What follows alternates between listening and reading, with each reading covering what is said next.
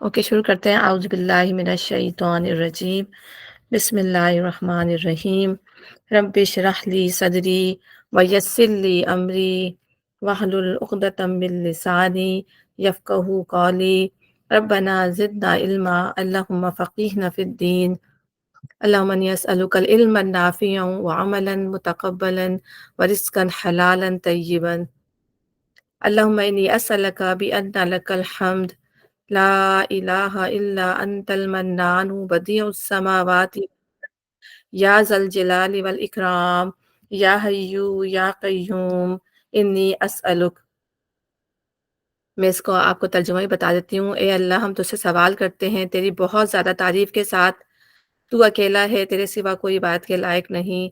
तू मन्नान है, हर कोई बंदे को बहुत ज़्यादा दे डालने वाला, आसमान और ज़मीन का पैदा करने वाला, यूं ज़ल जलाल वल इकराम है, अय्यू या कय्यूम है, ज़िंदगी देने वाला और कायम रखने वाला है। हम तुझी से माँगते हैं। अल्लाहुम्मा सल्लि अला मुहम्मदिन व अला आलि मुहम्मदिन कमा सल्लैता अला इब्राहीम व अला आलि इब्राहीम इन्नका हमीदुम मजीद। अल्लाहुम्मा बारिक अला मुहम्मदिन व अला आलि मुहम्मदिन कमा बारकता अला इब्राहीम व अला आलि इब्राहीम इन्नका हमीदुम मजीद। हमारी यहाँ पे सूरह आल इमरान की आयत 118 है, 118। औज़ु बिल्लाहि मिनश शैतानिर रजीम। बिस्मिल्लाहिर रहमानिर रहीम। या अय्युहल्लज़ीना आमनू ला तत्तखिज़ू बितानतम मिन दूनिकुम ला यालूनकुम खबाला वद्दू मा अनित्तुम क़द बदतिल बग़दाउ मिन अफ़वाहिहिम वमा तुख़फ़ी सुदूरुहुम अकबर क़द बय्यन्ना लकुमुल आयाति इन कुंतुम ताक़िलून।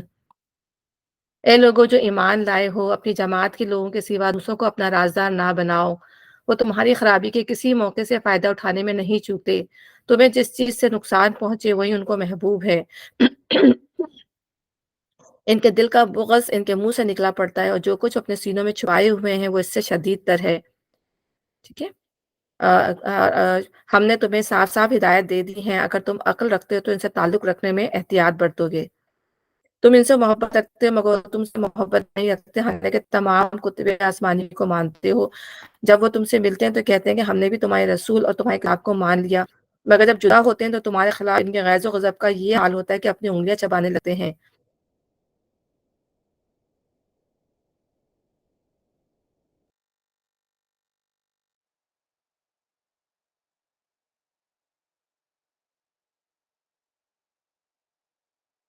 आज तक जानता है।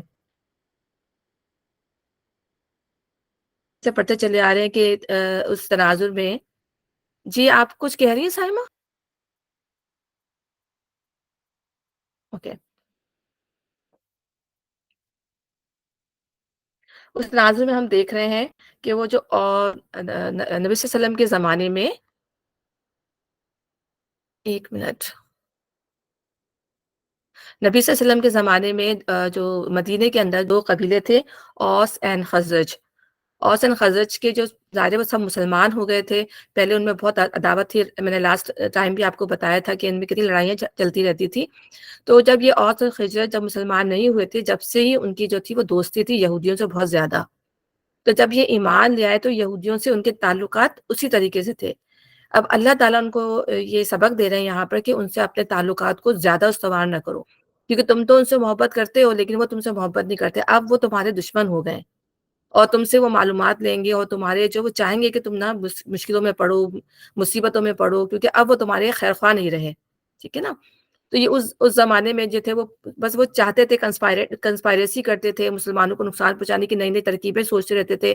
कुफ़ार से भी जो है वो ताल्लुकात उन्होंने बढ़ाए हुए थे, ताकि मुसलमानों को किसी न किसी तरीके से हम शिकस्त दें या ख़त्म कर दें ना, वो ये चाहते थे। तो ख़ास तौर पे अल्लाह ताला यहाँ पे उनका ज़िक्र कर रहा है, ठीक है? वो मुसलमानों के ख़ैर-ख़्वाह नहीं थे।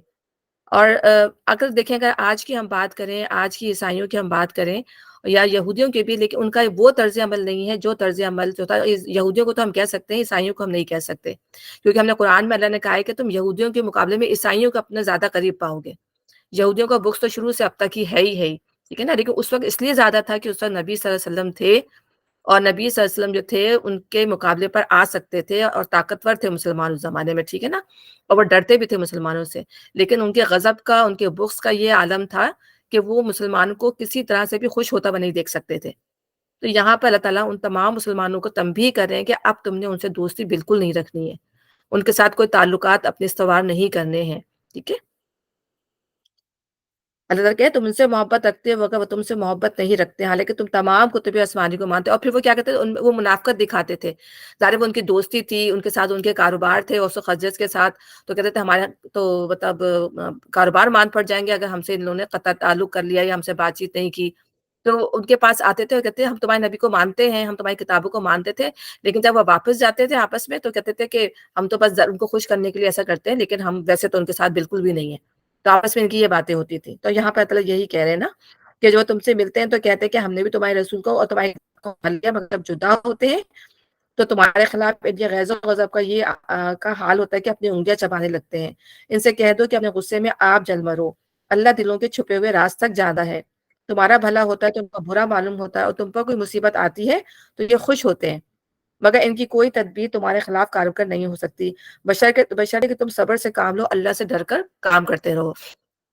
یہ دو چیزیں بہت ضروری ہیں کہ جب کوئی آپ کو نقصان پہنچانے کا کرے، جب کوئی آپ کو تکلیف پہنچانے کے لیے کوئی کام کرے، تو انسان کو اس وقت جو ہے بہت زیادہ صبر کا مقابلے سے کام کرنا چاہیے، اللہ سے ڈر کر کام کرنا چاہیے۔ اور نبی صلی اللہ علیہ وسلم کی جو حدیث ہے کہ وہ یہ کہ جو اللہ سے ڈر کر کام کرتا ہے، اللہ تعالیٰ اس کے لیے ہر مشکل سے نکلنے کا راستہ ڈال دیتا ہے، اس کو وہاں سے رزق دیتا ہے جہاں سے اس کو پتہ بھی نہیں ہوتا، ٹھیک ہے نا؟ یہ حدیث میں ہے۔ یعنی انسان اگر اللہ صبر کرے اور اللہ سے ڈر کے کام کرتے رہے تو اس کی مشکلیں اللہ تعالیٰ ویسے ہی آسان کر دیتا ہے۔ تو اس میں یہ نہیں ہے کہ آپ کسی کافر سے مدد مانگنے جا رہے ہیں یا کسی ایسے شخص سے جو اللہ کو نہیں مانتا، اللہ کے ساتھ کفر کرتا ہے، اس کے پیچھے مطلب اس کو طاغوت کو جا کے مان کر اس سے مدد ہیلپ کریں، ایسا نہیں، بلکہ اگر اللہ سے ڈریں گے، اس پر توکل کریں گے، اس پر بھروسہ کریں گے تو اللہ تعالیٰ ہماری مدد فرمائیں گے۔ جو کچھ یہ کر رہے ہیں اللہ اس پر حاوی ہے۔ اچھا، اب یہاں سے جو دوسرا خطبہ شروع ہوتا ہے اور اس میں جو ہے جنگ احد کے بارے میں جو ہے پوری ڈیٹیل ہے کہ جنگ احد میں مسلمانوں کے ساتھ جو بھی معاملہ ہوا، اور جنگ بدر کا بھی اور سب کو پتہ ہی ہوگا جنگ بدر کا، جنگ احد کا ظاہر ہم بار بار بھول جاتے ہیں، تاریخ ہمیں یاد نہیں رہتی، تو تھوڑا سا میں آپ کو اس کا پس منظر بتاؤں گی جنگ احد کا۔ یہاں سے چوتھا خطبہ شروع ہوتا ہے، یہ جنگ احد کے بعد نازل ہوا ہے، اور اس میں جنگ احد پر تبصرہ کیا گیا ہے۔ اوپر کے خطبہ کو ختم کرتے ہوئے آخر میں ارشاد ہوا تھا کہ ان کی کوئی تدبیر تمہارے خلاف کارگر نہیں ہو سکتی، بشرطے کہ تم صبر سے کام لو، اللہ سے ڈر کر کام کرتے رہو۔ ظاہر ہے ان سب کی ملی بھگت سے ہی قریش کی اور یہودیوں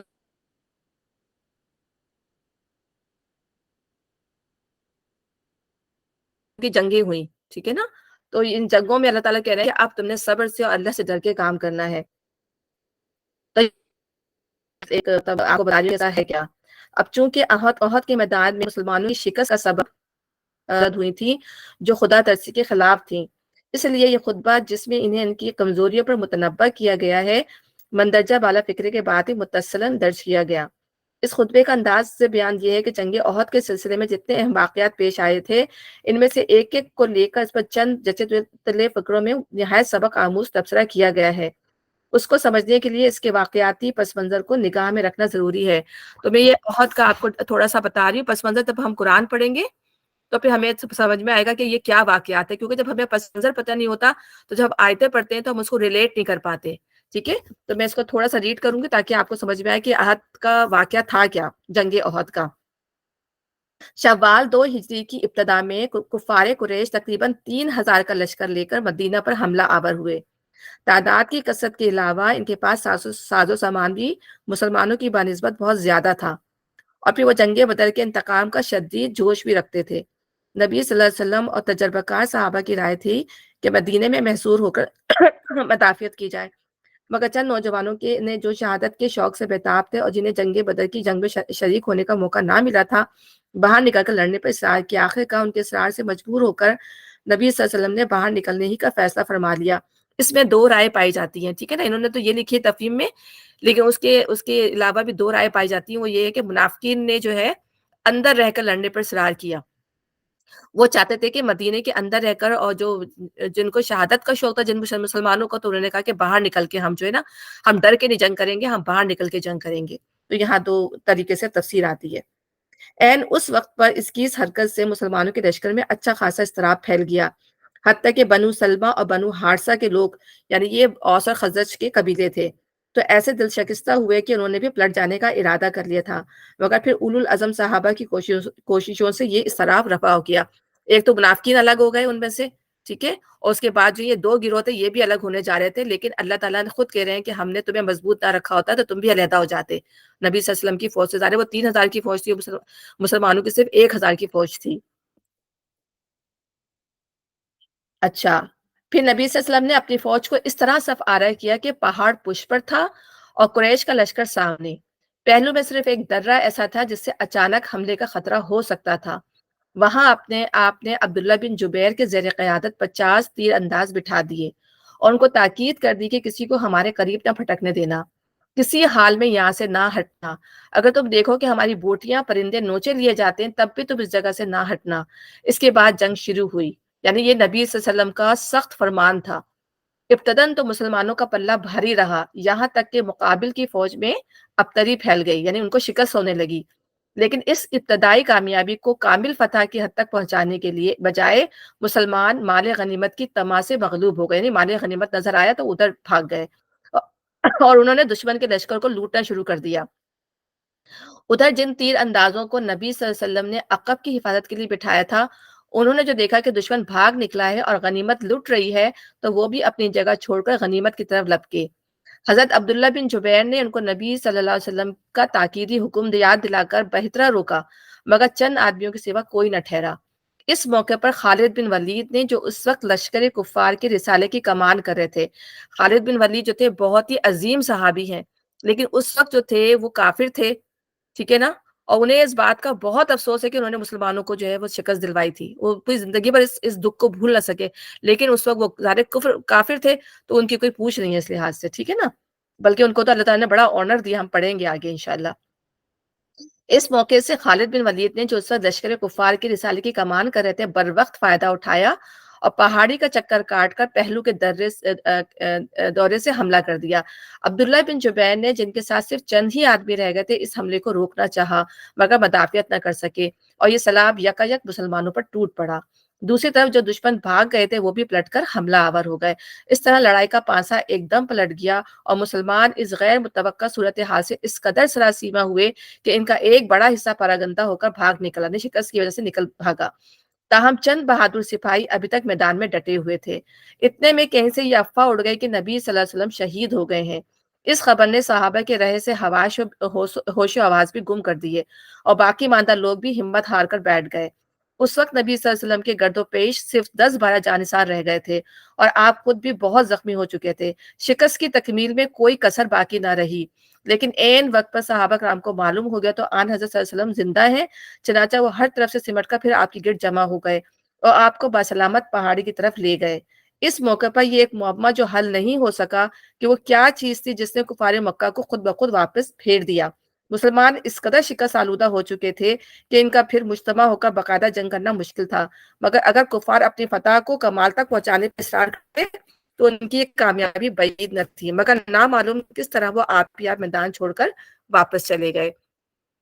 تو یہ جنگی عہد کا پس منظر ہے، اس سے اللہ تعالیٰ نے اس خطبے کے اندر جو ہم اب پڑھ رہے ہیں اس میں اللہ تعالیٰ نے پوری ڈسکشن مسلمانوں کو، آپ کہیں کہ تربیت کی، ایک طریقے سے ان کو سمجھایا ہے اس کے اندر کہ شکست کیوں ہوئی تھی، اس کے اسباب کیا تھے، اللہ تعالیٰ نے تمہیں تکلیف کیوں پہنچائی، تمہاری غلطیاں کیا تھیں۔ تو یہ پورا اصل میں یہ خطبہ اس سے ریلیٹڈ ہے جو ہم میں نے اس لیے آپ کو بتایا تاکہ آپ اس کا پس منظر ذہن میں رکھیں۔ اب یہاں پر نبی صلی اللہ علیہ وسلم کی یہاں پر سے بتا رہے ہیں کہ کس طرح نبی صلی اللہ علیہ وسلم نے لوگوں کو تیار کیا۔ اے پیغمبر، مسلمانوں کے سامنے اس موقع کا ذکر کرو جب تم صبح سویرے اپنے گھر سے نکلے تھے اور احد کے میدان میں مسلمانوں کو جنگ کے لیے جا بجا مامور کر رہے تھے۔ تو ہم یہ دیکھیں کہ صبح کا وقت کتنا زیادہ امپورٹنٹ ہے، کسی بھی اچھے کام کو سٹارٹ کرنے کے لیے صبح کا وقت بہت مناسب ہوتا ہے۔ اور ٹھیک ہے کہ اور یہ ہے بھی نبی صلی اللہ علیہ وسلم کا سنت کا طریقہ کہ جو ہے فجر کے بعد سے انسان جو اپنے کام شروع کر دے۔ ہم تو ظاہر ہے اس چیز کو پورا نہیں کرتے، اٹھتے ہیں، نماز پڑھتے ہیں اور پھر یہ کہ سو جاتے ہیں، تو یہ ظاہر ہے ایک چیز تو سنت کے خلاف ہی جاتی ہے، لیکن یہ کہ ہم آسان پسند ہو گئے تو ہم جو ہے اس کا خیال نہیں کرتے، لیکن بہترین وقت جو صبح کا ہے، صبح کے سارے کام جو ہے نمٹانے کے لیے، اور برکت بھی ڈالتا ہے اللہ تعالیٰ وقت کے اندر۔ اللہ सारी बातें सुनता है और वो निहायत बाखबर है। यानी जंग के मैदान में जब लोगों को लेकर जा रहे थे, उनको उनकी जगह बता रहे थे कि कहाँ-कहाँ जो है मुसलमानों को खड़ा होना है। जैसे अभी मैंने बताया कि दर्रे पे उनको खड़ा होना था, 50 अंदाज़ जो है नबी सल्लल्लाहु अलैहि वसल्लम ने वहाँ पे लगा दिए थे। तो उनकी जगह बता रहे थे कि कहाँ उन्हें अपनी जगह सँभालनी है। याद करो जब तुम में से 2 गिरोह बुज़दिली दिखाने पर आमादा हो गए, ठीक है? बनो हारिस और बनो सलमा जो औस और खज़रज कबीले के 2 ग्रुप थे। तो उन्होंने देखा कि मुनाफ़िकीन तो अलग हो गए हैं, तो उनके अंदर भी कमज़ोरी आ गई। हालाँकि अल्लाह इनकी मदद पर मौजूद था और मोमिनों को अल्लाह ही पर भरोसा रखना चाहिए। यानी उन्हें अगर अल्लाह पर तवक्कुल होता तो वही कमज़ोरी नहीं दिखाते। लेकिन ज़ाहिर है कि दूसरे जो मुसलमान थे, जो मज़बूत किरदार के मुसलमान थे, उन्होंने उनकी हिम्मत बँधाई, ठीक है? और फिर अल्लाह ताला ने भी उनके दिल को मज़बूत किया, तो इस तरह वो मुसलमानों के साथ लड़ने पर के साथ तैयार हो गए।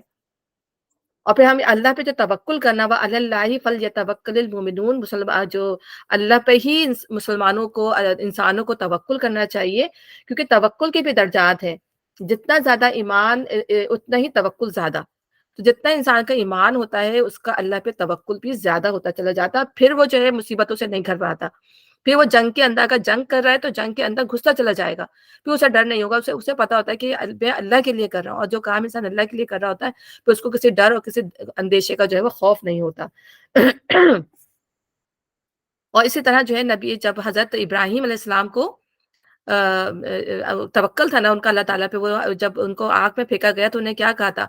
हस्बी अल्लाह व निअमल वकील, ठीक है ना? तो अल्लाह ताला पे तब जब अल्लाह तू ही मुझे काफ़ी है, मैंने तुझ पे ही तवक्कुल कर लिया। तो देखिए आग कैसी उनके ऊपर जो है ठंडी हो गई। अरे हर किसी के साथ तो ऐसा मामला नहीं होता, वो नबी थे। देखिए मैं आप बताने का मकसद ये है कि कि इंसान चाहे तो देख के डर सकता था। लेकिन जब इंसान अल्लाह पे तवक्कुल करता है तो अल्लाह ताला उसके लिए आसानियाँ कर देता है और मैंने अभी पीछे ही पढ़ा कि इंसान अगर अल्लाह पर तवक्कुल कर ले तो वो उसको वहाँ से जहाँ से उसको पता भी नहीं होता इंसान को। आखिर इससे पहले जंगे बदर में अल्लाह तुम्हारी मदद कर चुका था। तुम ये जानते थे कि अल्लाह ताला ने तुम्हारी इतनी कम तादाद के मुकाबले में तुम्हारी मदद की। कितने थे मुसलमान? 313 सिर्फ। कुफ़ार के 3 गुना कुफ़ार थे उस वक़्त। लेकिन अल्लाह ताला ने कमी के बावजूद अल्लाह ताला ने जो है उनकी मदद की। उनको जो है ऑनर दिया, इज़्ज़त दी, इसलिए कि उन्होंने अल्लाह पर पूरा-पूरा तवक्कुल किया। तो तादाद कुछ नहीं होती, तादाद से नहीं तवक्कुल से होता है। और जंग हुनैन का भी हम पढ़ेंगे कि जंग हुनैन में मुसलमानों की तादाद कुफ़ार से कहीं ज़्यादा थी। और वो जंग थी नबी वसल्लम के आखिरी ज़माने की जंग थी। लेकिन उसमें मुसलमानों को शिकस्त होने लगी। तो अल्लाह ताला कह रहा है कि ये जो है तादाद के ऊपर नहीं होता बल्कि इंसान का ईमान कितना ज़्यादा है क्योंकि मदद तो जब भी आती है वो अल्लाह ही की तरफ से आती है। इंसान अगर ये सोच ले कि मुझे अल्लाह मेरी मदद पर है, अल्लाह मेरी मदद करेगा तो फिर वो इन चीज़ों से नहीं घबराता।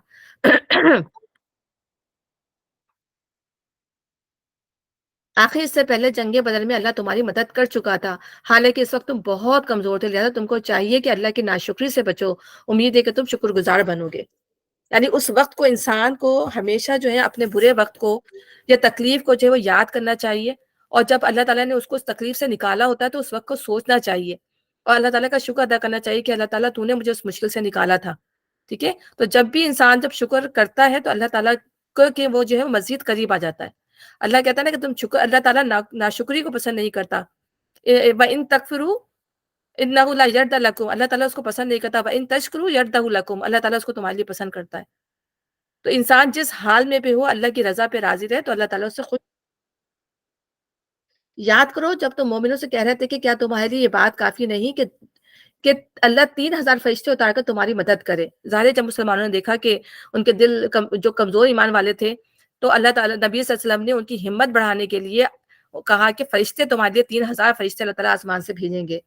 बेशक अगर तुम सब्र करो और अल्लाह से डरते हुए काम करो, तो जिस आन दुश्मन तुम्हारे ऊपर चढ़ आएँगे, उसी आन तुम्हारा रब 3000 नहीं 5000 साहिब निशान फरिश्तों से तुम्हारी मदद करेगा।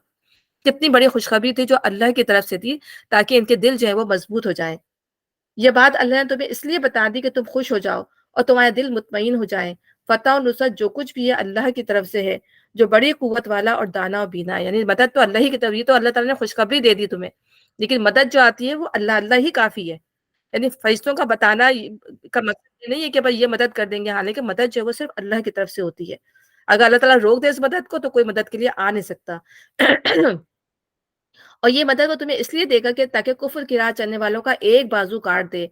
یا ان کو ایسی ذلیل شکست دے کہ وہ نامرادی کے ساتھ پسپا ہو جائیں. یہ دو باتیں اللہ نے فرمائی کہ اللہ تعالیٰ ان کو ایسی سزا دے گا کہ ان کا ایک بازو کاٹ دے، یعنی ان میں سے کچھ لوگ تو مارے جائیں گے، ٹھیک ہے، اور جو بچ جائیں گے وہ ذلیل ہو کر یہاں سے بھاگ جائیں گے. یا دوسری بات، بازو کاٹنے کا یہ بھی مسئلہ ہے کہ مطلب ہے کہ ان میں سے کچھ لوگ جو ہیں وہ ایمان لے آئیں گے. سارے بعد میں کتنے سارے، یہ تو بہت شروع کی بات ہے، جنگ احد، جنگ بدر، اس کے بعد کتنے سارے لوگ جو ہیں وہ مسلمان ہوئے. تو ایک بازو کاٹنے کا مطلب یہ ہے کہ ان میں سے کتنے لوگ جو ہیں وہ مسلمان ہو جائیں گے. اور آپ یہ دیکھیں نا کہ یہ کتنے 1-2 ہزار مسلمان تھے اس وقت، اور جب نبی صلی اللہ علیہ وسلم نے مکہ فتح کیا ہے تو 10,000 صحابہ کے ساتھ مکہ فتح کیا ہے بغیر کسی جنگ و جدل کے. تو ایک بازو کاٹنے کا مطلب یہ ہے کہ ان میں سے کتنے لوگ جو ہیں اللہ تعالیٰ کی مدد سے ہدایت اللہ ان کو دے گا، وہ مسلمان ہو جائیں گے. تو یہاں یہ بات ہے. اے پیغمبر صلی اللہ علیہ وسلم، فیصلے کے اختیارات میں تمہارا کوئی حصہ نہیں. اللہ کو اختیار ہے، چاہے تمہیں معاف کرے چاہے سزا دے، کیونکہ وہ ظالم ہے. ٹھیک ہے. اب کیا ہوا یہاں پر، جب جنگ احد ہوئی اور نبی صلی اللہ علیہ وسلم کو بہت سیویئرلی مطلب ان کو ہرٹ ہوئے پروفیٹ صلی اللہ علیہ وسلم، تو نبی صلی اللہ علیہ وسلم کے منہ سے یہ نکل گیا کہ وہ قوم کیسے فلاح پا سکتی ہے جو اپنے نبی کو ہرٹ کرے، زخمی کرے. ٹھیک ہے نا. تھوڑا سا ظاہر ان کو وہ تھا، افسوس تھا، مطلب کیونکہ وہ ایمان بھی قبول نہیں کر رہے تھے اور اپنے ہی لوگوں سے لڑ رہے تھے، اپنے ہی لوگوں کو مار رہے تھے. تو نبی صلی اللہ علیہ وسلم کے منہ سے جب یہ الفاظ نکلے تو یہ آیات نازل ہوئی کہ اے پیغمبر، فیصلے کے اختیارات میں تمہارا کوئی حصہ نہیں. اللہ کو اختیار ہے، چاہے تمہیں معاف کرے چاہے سزا دے، کیونکہ وہ ظالم ہے. دیکھیں نبی صلی اللہ علیہ وسلم نے ایک دل میں سوچا، یہ زبان سے کوئی لفظ آتا ہے کہ اللہ تعالیٰ نے فوراً تنبیہ کر دی پروفیٹ صلی اللہ علیہ وسلم کو بھی. تو ہمیں یہ جب نبی صلی اللہ علیہ وسلم کو اللہ نے تنبیہ کر دی تو ہم کون ہوتے ہیں؟ ہمیں بھی اپنا جائزہ لینا چاہیے کہ ہم کسی پر وہ لیبل نہ لگا دے، وہ فتوے نہ لگا دے کہ یہ جہنمی ہے، یہ کافر ہے، یہ مشرک ہے، یہ جہنم میں جائے گا، یا یہ تو کبھی سیدھا ہو ہی نہیں سکتا، اس کو تو کبھی ہدایت مل ہی نہیں سکتی. یہ ہمارا کام نہیں ہے. ٹھیک ہے نا. یہ کسی انسان کا کام، جب نبی کا کام نہیں تھا تو ہم نبی صلی اللہ علیہ وسلم کو بھی اللہ نے یہ کہا کہ اللہ تعالیٰ نے آپ کو نگہبان بنا کر نہیں بھیجا ان کے اوپر، آپ کا کام صرف پہنچا دینا ہے. تو ہمارا کام بھی یہی ہے کہ ہاں صرف پہنچا دینا ہمارا کام ہے. ہدایت دینا جو صرف اور صرف اللہ تبارک تعالیٰ کا کام ہے. زمین و آسمان میں جو کچھ ہے اس کا مالک اللہ ہے، جس کو چاہے بخش دے اور جس کو چاہے عذاب دے. وہ معاف کرنے والا اور رحیم ہے. بے شک اس وقت تو اللہ کی رحمت، قیامت کے دن اللہ تعالیٰ کی رحمت اسی غضب پر غالب ہوگی. اللہ تعالیٰ اس طرح لوگوں کو معاف کر رہے ہوں گے، ان کی خطاؤں سے درگزر فرما رہے ہوں گے، لیکن وہ ہوں گے مسلمان. سب سے بڑی بات یہی کہ انسان کے اندر ایمان ہو. ایمان کے علاوہ کوئی عمل پھر اس کے کوئی بھی دنیا میں زمین بھر کے بھی اللہ تعالیٰ کہہ رہا ہے کہ اس نے اگر اچھے اعمال کیے ہوں گے، لیکن ایمان نہیں ہوگا، توحید پر وہ قائم نہیں ہوگا، اس کے سارے اعمال جو ہیں وہ راکھ بنا کر اڑا دیے جائیں گے. تو یہ دنیا میں جو لوگ نیک عمل کرتے ہیں، ایمان نہیں ہوتا، تو ان کے اس کی جو ان کو اللہ تعالیٰ دنیا میں دے دیتا ہے جو کچھ بھی ہے، جو فائدے ہیں، سب کچھ ہے. آپ دیکھیں گے مغرب کو دیکھتے ہیں، اللہ میاں ہم کہتے ہیں کہ اللہ نے کتنا ان کو نوازا ہوا ہے، اور یہ ظاہر ہے اچھے کام بھی کر رہے ہیں، انسانیت کی خدمت بھی کر رہے ہیں، بہت اچھے اچھے کام ہے جو کر رہے ہیں. کہ آج ہم کہتے ہیں کہ مسلمان تو بالکل جو مسلمانوں کو جو کام کرنے چاہیے تھے، آج وہ لوگ یہ لوگ وہ کام کر رہے ہیں. لیکن کیا ہے کہ اللہ تعالیٰ نے اس کے بدلے ان کو دنیا کے اندر ہی جو ہے وہ خوشحالی دے دی ہے. ساری خوشحالی، ساری خوبصورتی، ساری ہر طرح کی نعمتیں جو ہیں اللہ تعالیٰ نے ان کو پہنچا دی ہیں یہاں پہ دنیا کے اندر، کہ کل وہ جو ہے اللہ تعالیٰ سے شکوہ نہ کر سکیں اس بات کا. کہ ہم آگے پڑھیں گے کہ جنہوں نے جو ثواب دنیا کے لحاظ سے کام کرتا ہے، اللہ تعالیٰ اس کو دنیا میں اس کا اجر دے دیتا ہے. اور جو ثواب آخرت کے لحاظ سے کام کرتا ہے تو اللہ کہہ رہا ہے اس کو دنیا میں بھی دیتا ہے، اس کو آخرت میں بھی دیتا ہے، دونوں اس کے لیے اجر ہے. معاف کرنے والا. اے لوگوں جو ایمان لائے ہو، یہ بڑھتا اور چڑھتا سود کھانا چھوڑ دو. ابھی ہم سود کی ایک حرمت سورہ بقرہ کے اندر پڑھ چکے ہیں. اب سورہ آل عمران کے اندر جو ہے اللہ تعالیٰ نے اس کو دوبارہ جو ہے اگین کہا ہے. بڑھتا یہ نہیں کہا کہ سود تو کی حرمت تو اپنی جگہ ہے ہی، مطلب سود تو ہے ہی حرام، اور یہاں پہ اللہ تعالیٰ کہہ رہے ہیں یہ بڑھتا اور چڑھتا سود کھانا چھوڑ دو. یعنی سود کی جو خرابی ہے وہ کیا ہے؟ یہ بڑھتا چڑھتا ہے. ہر قسط کے بعد جو دوسری قسط جو وہ بڑھتی ہے. جب وہ بندہ کہتا ہے مجھے اب تم نے اس دفعہ جو ہے 1,000 میں نے تمہیں دیے تو مجھے 1,000 تم 100 دو گے، پھر ہر مہینے جو وہ بڑھتی چلی جاتی. تو اللہ تعالیٰ کہہ رہا ہے کہ یہ بڑھتا ہے. سود کی جو ایک تو خرابی یہی ہے کہ سود ہے، اور دوسری بات یہ ہے کہ یہ بڑھتا ہے اور لوگ دوسروں کے مال میں کمی کرتا ہے، لیکن جو لینے والا ہے اس کی مال میں زیادتی ہوتی رہتی ہے. اور پھر وہ کیا کہتے ہیں، وہ باولا، اللہ نے اس کو باولا بھی کہا ہے کہ پھر وہ اتنا حریص ہو جاتا ہے مال کا کہ وہ اس کے علاوہ اس کو کچھ نظر نہیں آتا. تو اللہ نے خاص طور پہ، اور یہاں پر یہ بات کیوں اللہ تعالیٰ نے فرمائی بیچ میں جنگ کا معاملہ روک کے، اس لیے کہ ابھی مسلمانوں کے اندر یہ تھی چیزیں کیونکہ سود کی حرمت ابھی اس لحاظ سے باقاعدہ آئی نہیں تھی، تو اس وقت جو ہے مسلمانوں کے اندر ابھی مطلب وہ سود کے کاروبار میں اسٹل انوالو، یہ بھی ایک خرابی تھی، اور اللہ تعالیٰ نے یہاں پہ اس کی اصلاح کی ہے کہ اس کو تم، یہ بھی ایک خرابی ہے، اس کو تم چھوڑ دو اور اللہ سے ڈرو، امید ہے کہ فلاح پاؤ گے۔ اللہ سے ڈرنا جو ہے، اللہ سے تقوی اختیار کرنا جو ہے، وہ انسان کی فلاح اور کامیابی کا ذریعہ ہے۔ اس آگ سے بچو جو کافروں کے لیے تیار کی گئی ہے، اور اللہ رسول کا حکم مان لو، توقع ہے کہ تم پر رحم کیا جائے گا۔ دوڑ کر چلو اس راہ پر جو تمہارے رب کی بخشش اور اس جنت کی طرف جاتی ہے جس کی وسعت زمین اور آسمانوں جیسی ہے، اور وہ ان خدا ترس لوگوں کے لیے مہیا کی گئی ہے۔ اب اللہ تعالیٰ یہاں پر فرما رہے ہیں کہ ساری مغفرات من ربکم، اس مغفرت کی طرف دوڑو، اللہ تعالیٰ کی اس مغفرت کی طرف دوڑو جس کی جو آپ کو رزلٹ ملے گا وہ ایسی جنت ہے جس کی جو زمین اور آسمان کے برابر جو ہے وہ جنت ہے۔ اچھا، اب نبی صلی اللہ علیہ وسلم کی جو حدیث ہے، نبی صلی اللہ علیہ وسلم نے فرمایا کہ 7 چیزوں کی وجہ سے اعمال میں جلدی کرو۔ افلاس سے پہلے جو فراموش کر دینے والا ہے، 2 وقت کی روٹی کے لیے سارے فرائض چھوڑ دیتا ہے بندہ۔ یعنی اللہ تعالیٰ، انسان جب اچھے حال میں ہے تو اس وقت زیادہ سے زیادہ اللہ تعالیٰ کی جو ہے اس میں خرچ کرے، اللہ کی عبادت کرے، اس سے پہلے کہ انسان افلاس ہوتا ہے۔ بعض دفعہ انسان، ہم دیکھتے ہیں دنیا کے اندر یہ ہمیں چیزیں نظر آتی ہیں کہ اس سے پہلے ہی انسان خرچ کر لے، کہ اس وقت افلاس کیا ہوتا ہے کہ اس میں انسان صرف اس کو اپنے پیٹ کی پڑی ہوتی ہے کہ میں جو ہے 2 وقت کی روٹی کما لوں، اپنے گھر کا گزارا کر لوں، تو اس وقت جو ہے بعض دفعہ تو انسان سارے فرائض چھوڑ دیتا ہے اس چکر کے اندر، ٹھیک ہے نا۔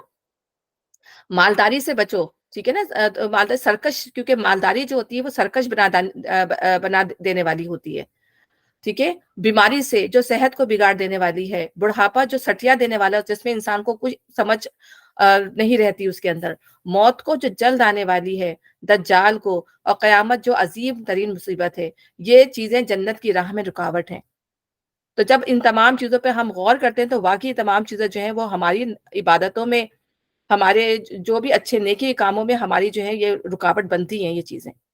تو اللہ تعالیٰ ہمیں بچائے اور ہم اللہ تعالیٰ کی طرف، مغفرت کی طرف جو ہے وہ دوڑیں، ٹھیک ہے۔ اور پھر مغفرت کیا ہے؟ اللہ تعالیٰ سے مغفرت مانگنا کیا ہے؟ اللہ تعالیٰ کی طرف رجوع کرنا، بار بار رجوع کرنا۔ جب بھی انسان کے اندر جو ہے وہ غلطیاں جیسی اس سے گناہ ہو تو وہ فوراً جو ہے وہ اللہ تعالیٰ کی طرف جو ہے وہ رجوع کرے۔ پھر دوسرا بات یہ کہ جب انسان کو جو اللہ سے ڈر کے جو ہے گناہ چھوڑ دینے چاہیے، فوراً جو ہے وہ مغفرت ہے نا، مغفرت یعنی اللہ تعالیٰ کی مغفرت کی طرف۔ تو جب بھی انسان کوئی گناہ کرے تو فوراً جو ہے اللہ تعالیٰ سے معافی مانگ لے یا کوئی نیکی کر لے تاکہ وہ گناہ جو ہے وہ ختم ہو جائے، کیونکہ ہم سے پتہ ہی نہیں ہوتا کہ ہم منہ سے، ہاتھ پیروں سے کتنے گناہ، آنکھوں سے، کانوں سے کتنے گناہ کر رہے ہوتے ہیں ہمیں نہیں پتہ، انجانے میں ہم سے کتنے گناہ ہو رہے ہوتے ہیں ہمیں نہیں پتہ۔ تو انسان کو استغفار کرتے رہنا چاہیے، پھر نیکیاں کرنی چاہیے جو برائیوں کو ختم کر دیتی ہیں، ٹھیک ہے نا۔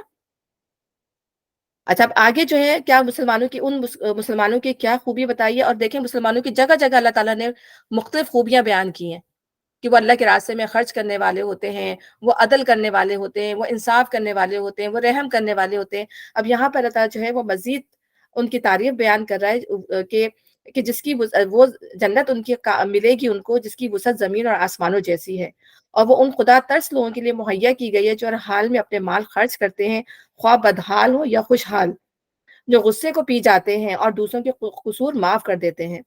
ایسے نیک لوگ اللہ کو بہت پسند ہیں، ٹھیک ہے۔ تو ہر حال میں خرچ کرنے والے جو ہم پڑھتے رہیں کہ اللہ کے راستے میں تھوڑا بھی ہو زیادہ بھی ہو اللہ کے راستے میں خرچ کرنا ہے، اور جو غصے کو پی جاتے ہیں، غصے کو، کیونکہ سب سے زیادہ جو ہم یہ دیکھتے ہیں کہ برائیاں جو ہوتی ہیں، خرابیاں جو ہوتی ہیں وہ غصے کی وجہ سے ہوتی ہیں، کہ قتل جیسا، مطلب ایک قتل جیسا بڑی چیز جو ہے جس کو اللہ تعالیٰ نے حرام قرار کیا ہے وہ انسان جو غصے کی حالت میں کر دیتا ہے۔ طلاق جو ہے اللہ کی نظر میں کتنی ہے تو حلال چیز لیکن کتنی ناپسندیدہ ہے، وہ انسان جو ہے غصے کی حالت میں کرتا ہے، کسی پہ بہتان لگا دیتا ہے، کسی کو ہرٹ کر دیتا ہے، ٹھیک ہے نا، گالیاں بکتا ہے، مطلب جو خرابی کے جتنے کام ہے انسان غصے میں آ کے کرتا ہے۔ تو اللہ تعالیٰ کہہ رہا ہے کہ غصے کو پی جاتے ہیں، کتنے بھی برے حالات ہو، تو یعنی کتنا نیک ہوگا وہ شخص جو مشکل سے مشکل حالات میں جو ہے اپنے آپ پر جو ہے وہ کنٹرول کرے۔ اور نبی صلی اللہ علیہ وسلم نے کیا فرمایا کہ پہلوان وہ نہیں ہے جو اکھاڑے میں کسی اپنے اپوزٹ کو پچھاڑ دے، یعنی اس کو گرا دے، بلکہ پہلوان وہ ہے جو اپنے غصے پہ کنٹرول کر لے۔ تو غصے پہ کنٹرول کرنا آسان کام نہیں ہے، اگر انسان کو اور خاص طور پہ وہ لوگ جن کو غصہ زیادہ آتا ہے تو ان کے لیے تو واقعی میں ایک بڑی آزمائش ہے کہ جو غصے کو کنٹرول کرنا. پھر غصے کو دوسری بات یہ کہ پیچھے علی گڑھ میں پڑھ رہی تھی.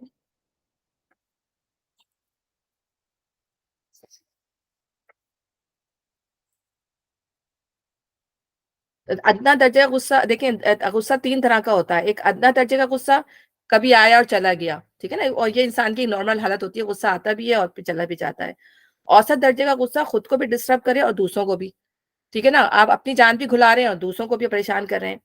اور اعلیٰ درجے کا غصہ، اس میں انسان ایسی باتیں کرے اور ایسے کام کرے جو اس کی دنیا اور آخرت برباد کر دے. غصے میں آ کے انسان کا مطلب کافرانہ جو ہے زبان سے ایسی باتیں نکال جاتا ہے جو کفر کی طرف لے جاتی ہیں اس کو. میرے ساتھ ہی ایسی ہونا تھا، میرے لیے یہ ہونا تھا. غصے میں کیا کیا آل فول جو ہے انسان اپنی زبان سے نکال دیتا ہے، جو اس کی دنیا اور آخرت جو ہے اگر وہ معافی نہ مانگے تو اس کی دنیا اور آخرت کو جو ہے کر دے. تو بعض دفعہ جو ہے بچوں کو بھی ماں باپ غصے میں آ کے آگ کر دیتے ہیں، گھروں سے نکال دیتے ہیں. مطلب ان تحمل نہیں ہوتا ماں باپ کے اندر بھی، یا بعض دفعہ بچوں کے اندر ایسی عادت ہوتی ہے. تو غصے کو جو ہے کنٹرول کرنے کی انسان کو کوشش کرنی چاہیے. اس کے لیے کیا طریقہ کار ہے کہ انسان جو ہے اعوذ باللہ پڑھے، اللہ تعالیٰ کی پناہ مانگنی چاہیے. دوسری بات یہ کہ اگر کھڑا ہے تو بیٹھ جائے، بیٹھا ہے تو لیٹ جائے، اور پھر یہ کہ پانی پیے اپنے غصے کو کنٹرول کرنے کے لیے. تو یہ تمام چیزیں جو ہیں ہمیں نبی صلی اللہ علیہ وسلم نے خود سکھائی ہیں. ایک تو یہ کہ غصے کے بارے میں کہ اس کی خرابی کیا ہے، اور اس کے بعد اس کو کیسے اپنے آپ کو جو ہے صحیح کریں. سب سے بڑی چیز تو اعوذ باللہ، اللہ کی پناہ مانگنی چاہیے، اللہ کے قریب ہو جانا چاہیے بندے کو. اور دوسری یہ کہ پھر انسان کو دنیاوی لحاظ سے بھی اپنے آپ کو جس طرح سے بھی وہ بیٹر فیل کرے اس کو کرنا چاہیے. اور دوسروں کے قصور معاف کر دیتے ہیں. یعنی پھر تیسری چیز یہ کہ یہ بھی آسان کام نہیں ہے کہ انسان کسی کو معاف کر دے. کسی نے آپ کے ساتھ بہت برا سلوک کیا ہو، آپ کو بہت نقصان پہنچایا ہو، اس کی زندگی بھر جو ہے وہ آپ کے دماغ سے وہ چیز نہیں نکل رہی ہوتی. لیکن اللہ تعالیٰ خود کہہ رہا ہے کہ یہ سب سے بڑی مطلب، کیونکہ اللہ تعالیٰ بھی تو دیکھیں نا ہمارے قصور معاف کرتا ہے، ہم کتنے گناہ کرتے ہیں دنیا میں. اللہ تعالیٰ کہہ رہا ہے اللہ حلیم ہے. اللہ کی جو شخصیت، اللہ تعالیٰ کی جو صفت ہے نا حلیم، یعنی بردبار ہے. تو اللہ تعالیٰ کہہ رہا ہے اللہ حلیم ہے. یہ زمین اور آسمان اللہ تعالیٰ نے مطلب ٹلنے سے روکے ہوئے ہیں.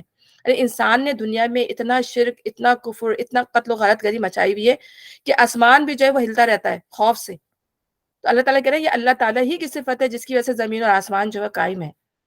تب اللہ تعالیٰ معاف کرتا رہتا ہے بندوں کو. تو اللہ تعالیٰ چاہتا بھی یہی ہے کہ اپنے بندوں سے کہ وہ اپنے دوسرے بندوں کو معاف کر دیں. اور اسے ہم خود بھی دیکھیں کہ ہمارے اندر بھی ایک سیٹسفیکشن کی فیلنگ ہوتی ہے جب ہم جب دوسروں کو معاف کرنے کی عادت ڈال لیتے ہیں تو ہمارے اندر خود بھی بے چینی ختم ہو جاتی ہے، ہمارے اندر خود ایک اطمینان اور سکون کی کیفیت آ جاتی ہے. اور جب تک ہم اپنے اندر سے اس فیلنگ کو نہیں نکالتے ہم خود بھی بے چین رہتے ہیں، اور پھر ہمارے منہ سے غلط چیزیں نکلتی رہتی ہیں، ہمارے دل میں غلط فہمیاں رہتی ہیں. تو کتنی خوبصورت بات ہے کہ دوسروں کے قصور معاف کر دیتے ہیں. اور اللہ تعالیٰ ایسے لوگوں کو نیک لوگ کہہ رہا ہے، ایسے لوگوں کو اللہ تعالیٰ کہہ رہا ہے کہ واللہ یحب المحسنین، یہ لوگ محسن ہیں. تو یعنی محسن کی سطح کہاں پر ہے؟ یعنی اپنے حق سے زائد دے دینا. ایک تو ہوتا ہے کہ بدلے میں ایک کسی نے آپ کے ساتھ ایسا کیا، آپ نے اس کے بدلے میں اس کے ساتھ ویسا کر دیا. احسان کی روش یہ ہے کہ اس کو بڑھ کے اگر آپ کسی کے ساتھ اچھا کریں، کوئی آپ کے ساتھ اچھا نہیں کر رہا تب بھی آپ اچھا کیے چلے جا رہے ہیں، یہ احسان کی روش ہے. تو آپ کسی سے کوئی توقع نہ رکھیں کہ کوئی میرے ساتھ ایسا کرے گا تو میں اس کے ساتھ ایسا کروں گا. ٹھیک ہے نا؟ تو یہ ہے کتنی خوبصورت بات ہے کہ اللہ تعالیٰ ہمیں توفیق دے کہ ہم اپنے دلوں کو پاک اور صاف کریں. اللہ تعالیٰ تو ہماری ہر حال میں اصلاح کرتا رہتا ہے، ہمیں اپنے دل کو پاک اور صاف کرنا ہے. اور جن کا حال یہ کہ اگر کبھی کوئی فحش کام ان سے سرزد ہو جاتا ہے یا کسی گناہ کا وہ ارتکاب کر لیتے ہیں تو وہ اپنے پر ظلم کر بیٹھتے ہیں تو مان اللہ انہیں یاد آ جاتا ہے. فحش کا انتخاب، فحش کیا چیز ہے؟ ہر وہ چیز، فاحشہ میں کیا چیزیں آ جاتی ہیں؟ فاحشہ میں تمام گناہ آ جاتے ہیں جس کا اثر دوسروں پر پڑتا ہو. ٹھیک ہے نا؟ فاحشہ میں زبان سے اپنی کیا کہتے ہیں زنا سے لے کر غیبت، جھوٹ، بہتان بھی آ جاتا ہے. تو فاحشہ کا اصل جو معنی کیے جاتے ہیں زنا کے کام یا اس طرح کے غلط کام جو ہوتے ہیں. لیکن جب انسان کے اندر سے حیا چلی جاتی ہے، شرم چلی جاتی ہے، تو پھر نبی صلی اللہ علیہ وسلم نے کہا وہ کچھ بھی کرتا رہے. تو اصل میں یہ ہے فحش کہ پھر انسان جھوٹ بھی بولتا رہے، انسان تہمتیں بھی لگاتا رہے، انسان جو ہے وہ دوسروں کو ہرٹ بھی کرتا رہے. یہ سب فحش کے اندر آ جاتے ہیں. تو جب انسان سے کوئی غلطی سے یہ کام ہو جاتا ہے تو فوراً اللہ کی طرف لوٹ آتا ہے. اگر کوئی سے غلطی ہو جاتی ہے، اور کہتے ہیں نا کہ جب انسان جو ہے چاہے وہ مسلمان ہوتا ہے، چاہے وہ شراب پی رہا ہوتا ہے اور چوری کر رہا ہوتا ہے، اس وقت وہ مومن نہیں ہوتا. اس لیے کہ اس وقت وہ کفر کی طرف یا اس وقت وہ بے ایمانی کی طرف جو ہے وہ زیادہ ہوتا ہے. اور جب ان چیزوں سے پلٹ آتا ہے تو پھر بندہ مومن بن جاتا ہے.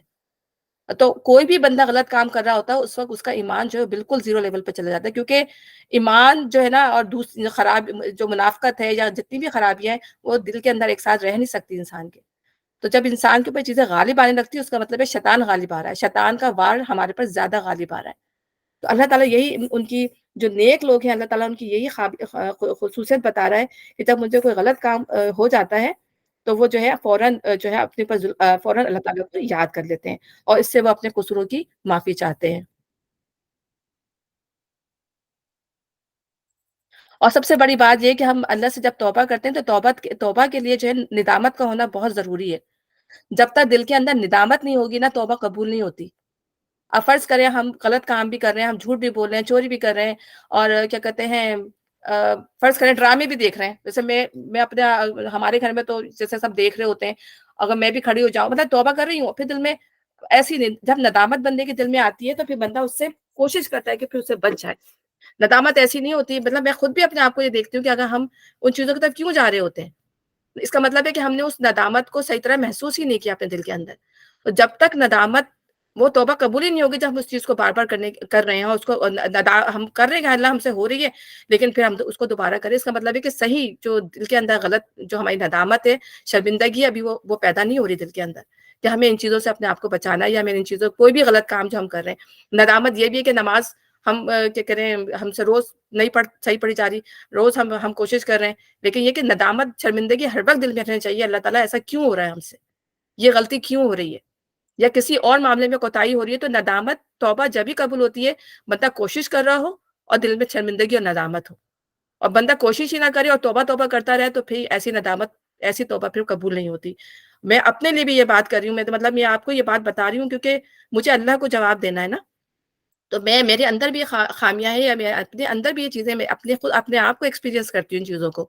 تو جب تک ندامت نہیں ہوگی توبہ نہیں قبول ہو سکتی، ٹھیک ہے نا؟ تو توبہ کے لیے ندامت بہت ضروری ہے۔ تو یہی کہہ رہے ہیں کہ بہان اللہ انہیں یاد آ جاتا ہے اور وہ اس سے اپنے قصوروں کی معافی چاہتے ہیں، کیونکہ اللہ کے سوا اور کون ہے جو گناہوں کو معاف کر سکتا ہے؟ تو ہم نے ابھی شروع میں ہم نے جب دعا ہم نے پڑھی تھی، اللہم انت ربی لا الہ الا انت خلقتنی وانا عبدک وانا علی عہدک ووعدک ما استطعت اعوذ بک من شر ما صنعت ابوء لک بنعمتک علی وابوء بذنبی فاغفر لی فَإِنَّهُ لَا يَغْفِرُ الذُّنُوبَ إِلَّا أَنْتَ۔ تیرے سوا کون ہے ہمیں معاف کر دے، تیرے سوا کون ہے جو گناہوں کو معاف کر دے گا؟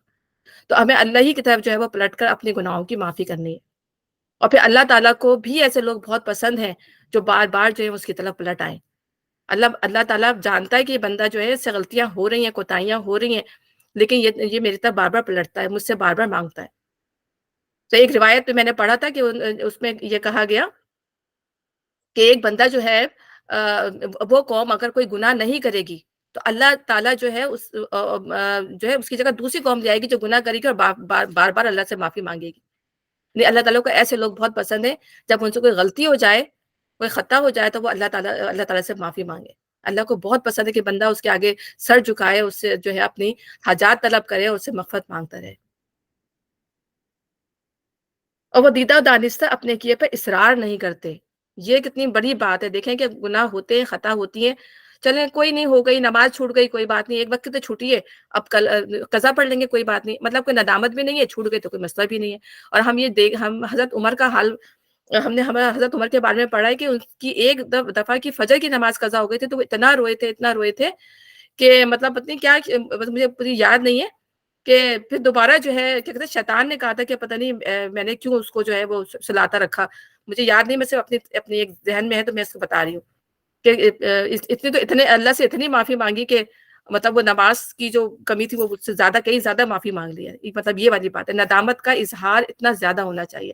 ہماری نمازیں قضا ہو جائیں، ہم سے کوئی غلط کام ہو جائے تو ہمارے اندر ندامت کا وہ احساس و جذبہ پیدا نہیں ہوتا۔ تو یہاں پہ اللہ یہ بتا رہے ہیں کہ اپنے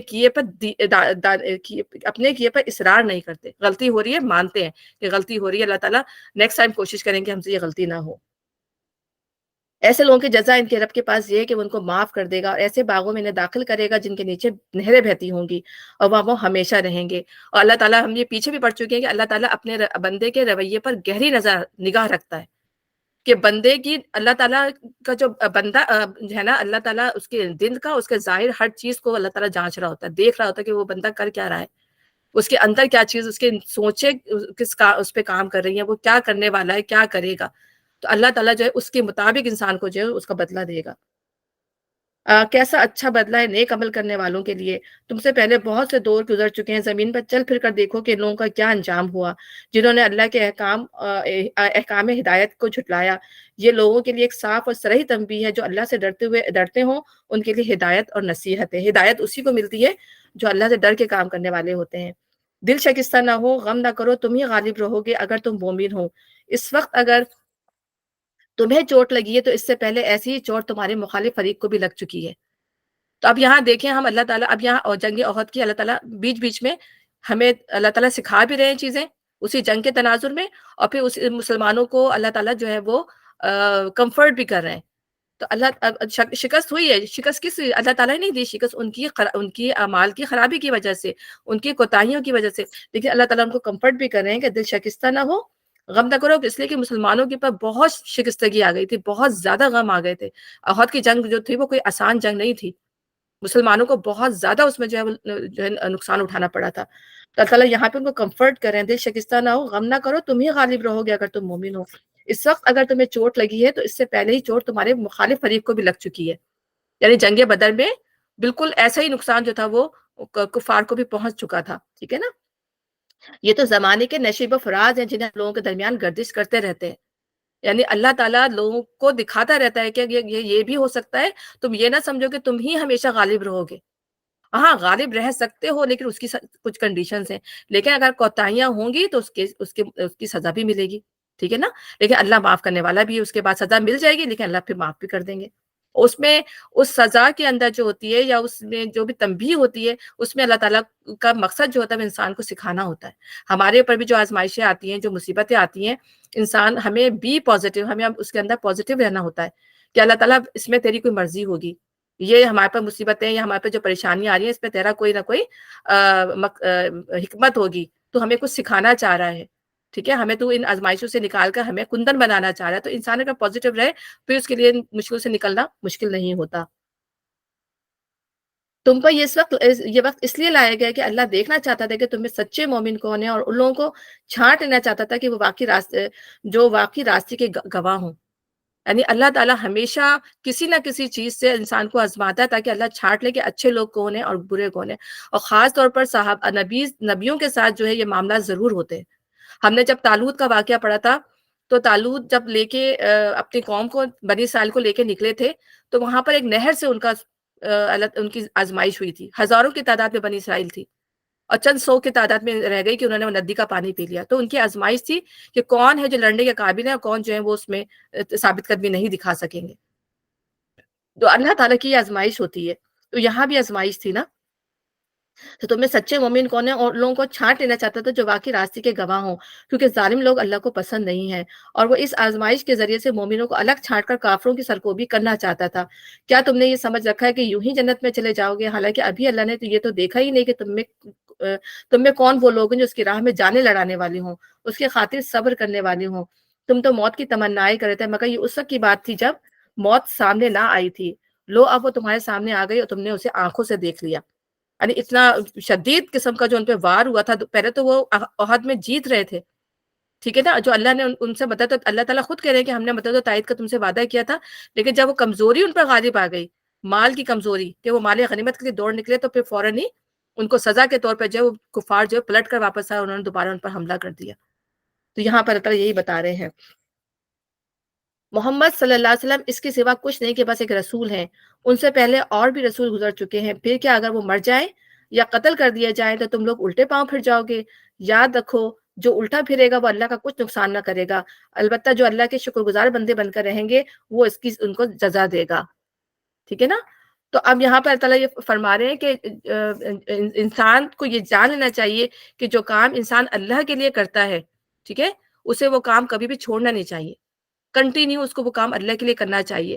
تو اللہ تعالیٰ یہی بتا رہے ہیں کہ شخصیت، یہ تو نبی صلی اللہ علیہ وسلم تو اللہ تعالیٰ نے بھیجے اس لیے کہ ظاہر وہ تمہاری رہنمائی فرمانے تمہارے ساتھ ہے۔ اگر وہ کس مقصد کے لیے آئے تھے، وہ اسی مقصد کے لیے آئے تھے نا کہ اللہ کے نام کو سربلند کرنا تھا۔ اگر وہ مر جائیں یا وہ شہید کر دیے جائیں تو کیا تم اپنا کام، اپنا مشن چھوڑ دو گے؟ سب سے تم ان کے ساتھ تھے، اس لیے تم ان کا ساتھ دے رہے تھے۔ تو یہاں پہ اللہ تعالیٰ مسلمانوں کی سرزنش کر رہے ہیں کہ تم کیونکہ جب جنگ احد میں ان کو خبر ملی کہ نبی صلی اللہ علیہ وسلم شہید کر دیے گئے تو سب لوگ جو اپنے ہاتھ پیر چھوڑ کر جو ہے بیٹھ گئے، بالکل سمجھے کہ انہوں نے ہار مان لی کہ ہم شکست سے دوچار ہو گئے۔ تو یہاں پہ اللہ تعالیٰ جو ہے ان کو جو ہے تنبیہ کر رہے ہیں اس بات کے اوپر۔ اور یہاں پہ یہی ہے نا کہ نبی جو ہے وہ انسان ہے، خدا نہیں ہے۔ ایک تو یہ بات اس سے ہمیں لیسن ملتا ہے وہ یہ ہے کہ نبی جو ہے وہ بھی انسان ہی ہے، وہ اللہ نہیں ہے۔ اور آپ صلی اللہ علیہ وسلم پر بھی تکلیفیں آئیں جیسے دوسرے انبیاء پر آئی، ٹھیک ہے نا؟ تمام اور انبیاء جو ہوتے ہیں تمام انسانوں میں محبوب اور مقرب ہوتے ہیں، اور رسولوں پر بھی موت آتی ہے یا وہ شہید کر دیے جاتے ہیں۔ اور جو اللہ کے کام سے پھر جائے یا اپنے مفاد کو دیکھے، اللہ اس سے بے نیاز ہے۔ دنیا میں تو لوگ کیا کریں، دنیا میں تو لوگ چھوڑیں تو نقصان ہو سکتا ہے، لیکن اللہ کو کوئی پرواہ نہیں۔ لیکن یہ ظاہر ہے کہ اللہ، تم لڑو نہ لڑو، اللہ کے دین کے لیے نکلو نہ نکلو، اللہ تعالیٰ جو ہے وہ اس سے بے نیاز ہے۔ اللہ تعالیٰ دوسری قوموں کو لے آئے گا۔ اللہ تعالیٰ کہتے ہیں نا اگر تم نے ہاتھ پر چھوڑ دیے تو ہم تمہاری جگہ جو ہے وہ دوسری قوموں کو لے آئے گا، اور جو کرے گا اللہ تعالیٰ اس کا قدردان ہے۔ اللہ اس کو اللہ تعالیٰ شکر گزار ہے، اللہ تعالیٰ جو ہے شاکرون ہے۔ اللہ تعالیٰ جو انسان جو کچھ کر رہا ہوتا ہے اس کو دیتا ہے اس کی جزا اللہ تعالیٰ۔ تو اللہ تعالیٰ یہی کر رہا ہے کہ جو اللہ کے، اور البتہ جو اللہ کے شکر گزار بندے بن کر رہیں گے انہیں وہ اس کی جزا دے گا۔ تو شکر گزار بندے بن کر یعنی اللہ کی رضا میں راضی ہو جائیں گے کہ جو اللہ تعالیٰ نے ہمارے لکھا تھا، جو یعنی تقدیر پر ایمان لانا، یا یہاں پر جو ہے تقدیر پر ایمان لانا کہ انسان جو ہے اللہ تعالیٰ کی راضی کہ ہاں یہ ہمارے لیے ایسا ہی لکھا تھا، ایسا ہی ہمارے ساتھ ہونا تھا، تب انسان اس پر راضی ہو جاتا ہے تو پھر اللہ تعالیٰ جو ہے اس کو پسند کر لیتا ہے۔ پھر آگے ہے کوئی زیرو اللہ کے اذن کے بغیر نہیں مر سکتا، موت کا وقت تو لکھا ہوا ہے، ٹھیک ہے نا؟ یعنی موت جو ہے وہ اللہ کی مرضی سے آتی ہے۔ اس لیے لوگ بعض دفعہ کیا ہوتا ہے کہ ہم یہ دیکھتے ہیں کہ لوگ کتنی دفعہ خودکشی کی اٹیمپٹ کرتے ہیں لیکن خودکشی نہیں کر پاتے، ٹھیک ہے نا؟ بعض دفعہ لوگ جو ہیں کتنے بڑے بڑے حادثات سے جو ہے اللہ تعالیٰ ان کو جو ہے بخیر و خوبی نکال دیتا ہے۔ کتنی بڑی بڑی جو بیماریاں ہیں جن کا انسان کو تصور بھی نہیں ہوتا، انسان جو اللہ بھلا چنگا ہو جاتا ہے۔ تو یہ تو اللہ تعالیٰ نے جو وقت لکھا ہوا ہے موت کا، وہ اپنے وقت پہ آنا۔ اور بعض دفعہ انسان جو وہ بیٹھے بیٹھے ہی پتہ بھی نہیں چلتا کہ یہ ہوا کیا تھا، اس کو موت آ جاتی۔ تو موت کا جو اللہ نے ایک وقت لکھا ہوا ہے نا، وہ اپنے وقت پہ ہی آنی ہے۔ تو انسان یہ نہیں کہے کہ میں یہاں سے بھاگ کے یہاں نکل جاؤں، یہاں تو کووڈ پھیلا ہوا تھا مجھے یہاں نہیں رہنا چاہیے۔ نہیں، جہاں اللہ نے جس جگہ ہو سکتا ہے آپ کہیں اور جائیں، وہاں آپ کو اسی سے ہی آپ کو موت آ جائے یا ہمیں موت آ جائے۔ مطلب کسی کا بھی لکھا ہوا نہیں ہے نا یہ چیز۔ تو اللہ تعالیٰ نے جو وقت مقرر کیا ہوا ہے وہ آ کے رہنا ہے۔ اور پھر موت کا وقت اللہ تعالیٰ نے لکھا ہوا ہے کہ کہاں آنی ہے، کدھر آنی ہے، کب آنی ہے۔ ہر چیز کا جب انسان کو پیدا کیا اس کی موت کا وقت بھی لکھ دیا کہ کس جگہ آئے گی، کیسے آئے گی، کس مقام پر آئے گی، اور یہ وقت جو ہے وہ آگے پیچھے نہیں ہو سکتا۔ اور اللہ تعالیٰ جو ہے اللہ تعالیٰ کی شان یہ ہے کہ اللہ کو کبھی موت نہیں آنی۔ باقی ہر زی روح جو بھی اس دنیا کے اندر، چاہے وہ فرشتے ہی کیوں نہ ہو، ان سب کو مر جانا ہے۔ سورہ رحمان کے اندر بھی ہے نا کہ اللہ تعالیٰ ہی کی ذات جو ہے وہ باقی رہنے والی ہے۔ پھر جو شخص ثواب دنیا کے ارادے سے کام کرے گا اس کو ہم دنیا ہی میں دیں گے، اور جو ثواب آخرت کے ارادے سے کام کرے گا وہ آخرت کا ثواب پائے گا، اور شکر کرنے والوں کو ہم ان کی جزا ضرور دیں گے۔ جیسے ہم نے کہا کہ اب دنیا میں جو لوگ دنیا کے لیے کام کریں اللہ تعالیٰ ان کو خوشحالی بھی دے رہا ہے، لیکن جو دونوں کو حاصل کرنے کے لیے کام کرتے ہیں تو ان کی زندگی میں پھر آزمائشیں بھی آتی ہیں، ٹھیک ہے؟ کبھی اچھا ہو بھی جاتا ہے، کبھی ہو سکتا ہے تنگ دستی بھی آ جاتی ہے انسان کے اوپر۔ تو انسان کو دونوں حال میں صبر اور شکر کے ساتھ جو ہے وہ مقابلہ کرنا چاہیے۔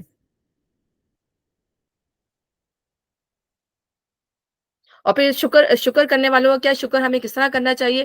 جب اللہ تعالیٰ کوئی نعمت دے، ٹھیک ہے نا، اور تو اللہ تعالیٰ کا شکر جو ہے زبان سے بھی کرنا چاہیے، دل سے بھی کرنا چاہیے، اور اپنے اعضاء سے بھی کرنا چاہیے۔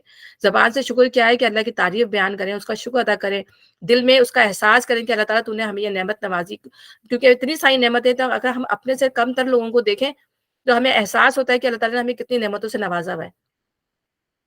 جب انسان اپنے سے اوپر کو دیکھتا تو کبھی بھی انسان کے دل کے اندر جو ہے وہ شکر کی تمنا پیدا نہیں ہوگی۔ ہاں، لیکن انسان اپنے سے کمتر لوگوں کو دیکھے گا تو ضرور اس کے دل میں یہ وہ شکر ہوگا کہ اللہ تعالیٰ تو نے ہمیں بہتروں سے کہیں اچھا رکھا ہوا ہے۔ ڈسیبل لوگوں کو دیکھیں تو ان کو اللہ تعالیٰ تو نے ہمیں، اللہ کا شکر ہے۔ بعض لوگ کہتے ہیں میری ناک کیسی بنا دی اللہ تعالیٰ، میرا رنگ کیسا بنا دیا، مجھے کیسا، میرے ہاتھ پیر کیسے بنا دیا، مجھے چھوٹا بنا دیا، مجھے بڑا بنا دیا۔ ہم اس چیز میں بھی ناشکری اللہ تعالیٰ کی بہت کر جاتے ہیں، لیکن یہ ہم یہ نہیں دیکھتے کہ اللہ تعالیٰ نے ہمیں صحیح سالم، صحیح دماغ، صحیح آنکھیں، ہر چیز دی ہیں۔ تو ہم ہمیں بھی نہیں پتا ہوتا کہ ہم کبھی کبھی باتوں باتوں میں کتنی اللہ تعالیٰ کی ناشکری کر جاتے ہیں، لیکن یہ نہیں دیکھتے کہ اللہ تعالیٰ نے ہمیں ہر چیز سے نوازا ہے، ہمیں مکمل اور سالم بنایا الحمدللہ۔ تو آخرت کا ثواب پائے گا، شکر کرنے والوں کو ہم ان کی جزا ضرور دیں گے۔ اس سے پہلے کتنے ہی نبی ایسے گزرے ہیں جن کے ساتھ مل کر بہت سے خدا پرستوں نے جنگ کی، اللہ کی راہ میں جو مصیبتیں ان پر پڑی ان سے وہ دل شکستہ نہیں ہوئے، انہوں نے کمزوری نہیں دکھائی اور وہ باطل کے آگے سرنگو نہیں ہوئے۔ یعنی ہر دور میں ایسا ہوا ہے کہ جب بھی نبی جو ہے نبی آئے ہیں تو ان کے ساتھ مل کر لوگوں نے اللہ تعالیٰ کی مدد، اللہ کو کسی مدد کی ضرورت نہیں ہے، لیکن اللہ تعالیٰ لوگوں سے یہ ایکسپیکٹ کرتا ہے کہ وہ اللہ کے راستے میں کام کریں، دین کی سربلندی کے لیے کام کریں۔ تو ایسے لوگوں کا اجر جو اللہ تعالیٰ بتا رہا ہے کہ وہ تو بے حساب اللہ تعالیٰ ان کو اجر دے گا، جو اللہ کے لیے کام کرتے ہیں، دین کی سربلندی کے لیے کام کرتے ہیں، اللہ کی توحید کو بلند کرنے کے لیے جو ہے وہ لوگ کام کرتے ہیں۔ اور پھر وہن کے بارے میں بھی کیا کہتے ہیں، نبی صلی اللہ علیہ وسلم نے فرمایا تھا نا کہ ایک وقت آئے گا کہ تم سلاد میں خس و خاشاک کی طرح بہتے چلے جاؤ گے۔ صحابہ نے پوچھا کہ اس کا سبب کیا ہوگا؟ تو آپ صلی اللہ علیہ وسلم نے فرمایا تمہارے اندر وہن پیدا ہو جائے گا۔ وہن کہتے ہیں کمزوری کو، ارادے کی کمزوری کو، ٹھیک ہے؟ تو جو لوگوں نے پوچھا کہ وہن کیا ہوتا ہے، فرمایا یہ حب دنیا ہے اور موت سے نفرت ہے۔ انسان موت سے نفرت کرنے لگے اور دنیا کی محبت اتنی زیادہ آ جائے تو وہ جو ہے پھر آج دیکھیں مسلمانوں کا کیا حال ہے، اتنے زیادہ مسلمان، ارب سے زیادہ، 1 ارب سے زیادہ ہے، لیکن مسلمانوں کا کہیں پہ بھی مسلمانوں کی کوئی وہ نہیں ہے، عزت نہیں ہے، کچھ نہیں ہے۔ آپ یہ دیکھیں مسلمان پسے ہوئے ہیں، ذلیل، پستی، بدحالی کا شکار ہیں۔ کیوں ہے؟ اس لیے کہ ظاہر ہے ان کے اندر کمزوری آ گئی ہے، اور کمزوری کیوں آ گئی ہے؟ قرآن کو چھوڑ دے، سب سے بڑی بات تو یہی ہے، اور دوسری ہے کہ مال کی محبت جو ہے وہ زیادہ ہو گئی ہے، اور یہ مال کی محبت تھی جس میں جو ہے اللہ تعالیٰ نے ان کو عہد میں یہ ان کو شکست ہوئی تھی۔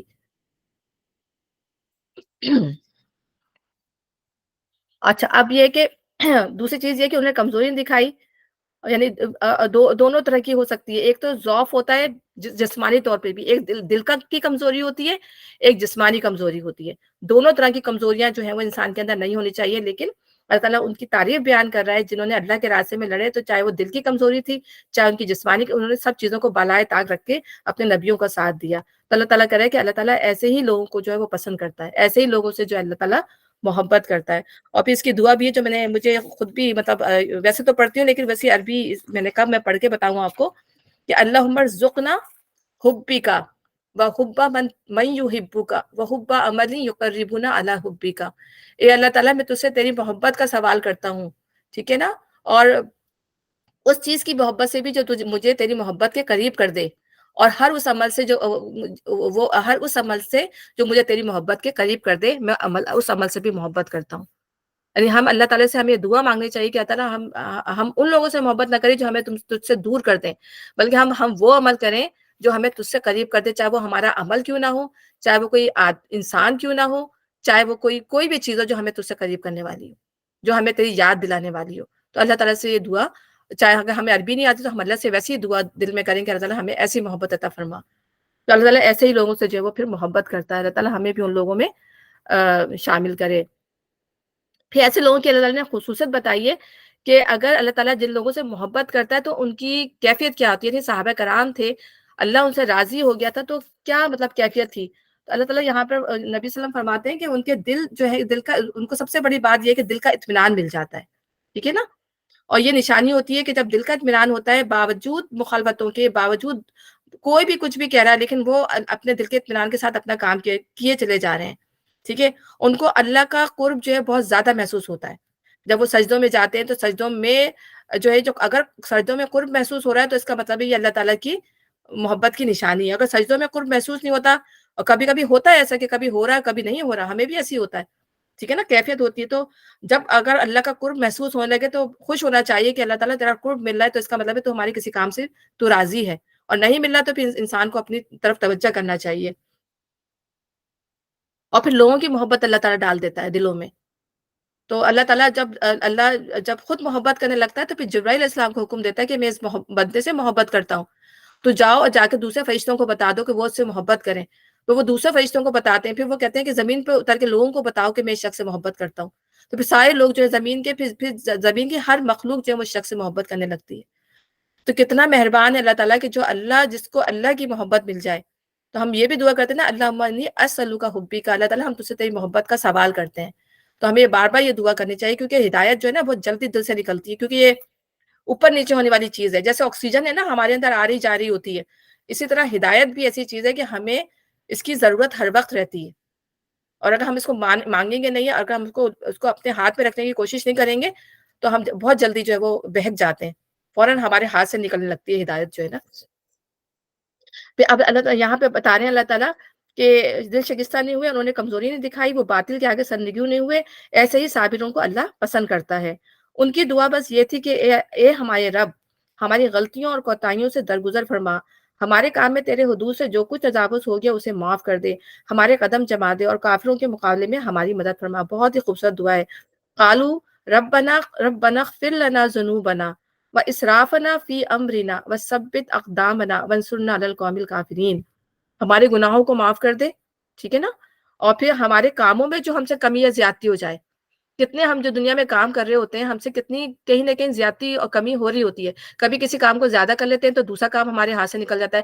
کبھی کہتے ہیں آج ہم قرآن کو اتنی اچھی طرح پڑھیں گے، کل سے جیسے میں بھی خود سوچی تھی میں آج یہ اتنا پڑھ لوں گی اتنا پڑھ لوں گی، لیکن وہ کسی نہ کسی وجہ سے کسی کا فون آ گیا، کسی کا وہ چیزیں وہ رہتی چلی جاتی ہیں، وہ ٹل گئی تو پھر ٹلتی چلی جاتی ہیں. یہی ہوتا ہے. تو اللہ تعالیٰ سے دعا کرنا چاہیے کہ اللہ تعالیٰ کہ جہاں پہ بھی زیادتی ہو جائے، جہاں بھی کمی ہو جائے، اللہ تعالیٰ ہمیں اس سے ہمارے کاموں میں کسی کو برا بھلا کہہ دیا، کسی کو ہرٹ کر دیا، زبان سے کوئی غیبت نکل گئی، زبان سے کوئی جھوٹ نکل گیا، کوئی بھی چیز تو ہمارے کاموں میں زیادتی ہوتی ہے تو اللہ تعالیٰ تو ہی اس کو جو ہے وہ معاف کرنے والا ہے. اور فی امرینا وثبت اقدامنا، اور ہمیں ہمارے قدموں پر ثابت قدم رکھا. یعنی ہم جس چیز کو کرنا چاہ رہے ہیں، جیسے میں درس قرآن ہوں تو میں دعا کرتی ہوں اللہ تعالیٰ میری ہمت دینا کہ میں اس کو لے کے چل سکوں، کیونکہ یہ چیزیں جو ہیں اللہ کی توفیق کے بغیر بندہ کر نہیں سکتا. کبھی کبھی بندہ ہمت بھی آنے لگتا ہے، کبھی کبھی انسان کے اندر کمزوری آنے لگتی ہے.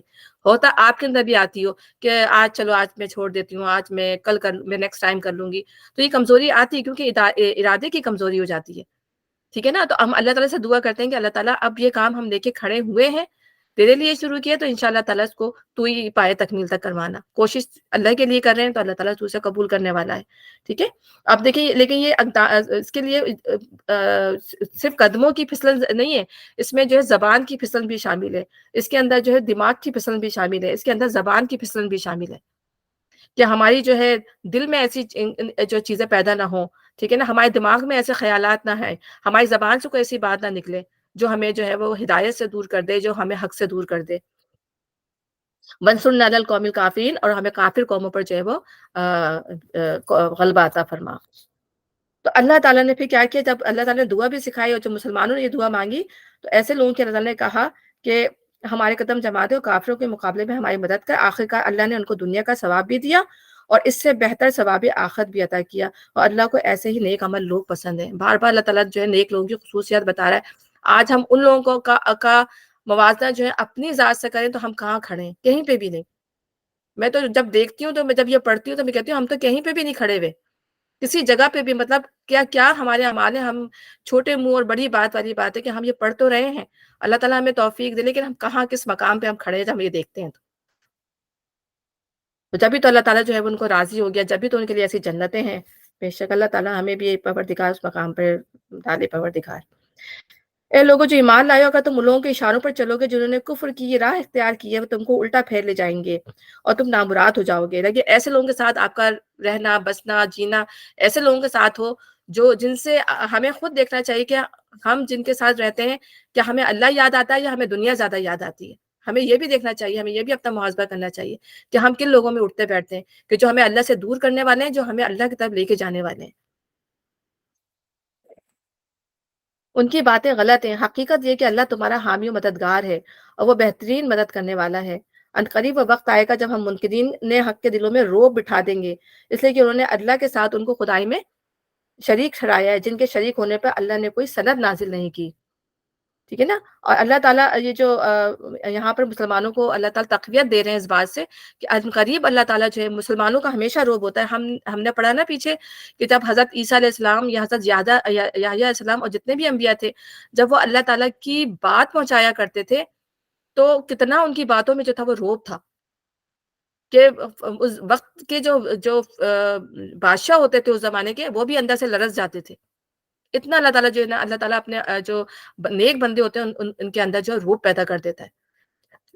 چاہے وہ ان کے کتنے اگینسٹ جا رہے ہو، چاہے وہ ان کے کتنے خلاف ان کے لیے خلاف ورزیاں ان کی کر رہے ہوں، چاہے وہ کتنا ان کو ہرٹ کرنے، لیکن اندر سے جو ہے وہ ان سے ڈر رہے ہوتے ہیں، ان کا رعب ہوتا ہے۔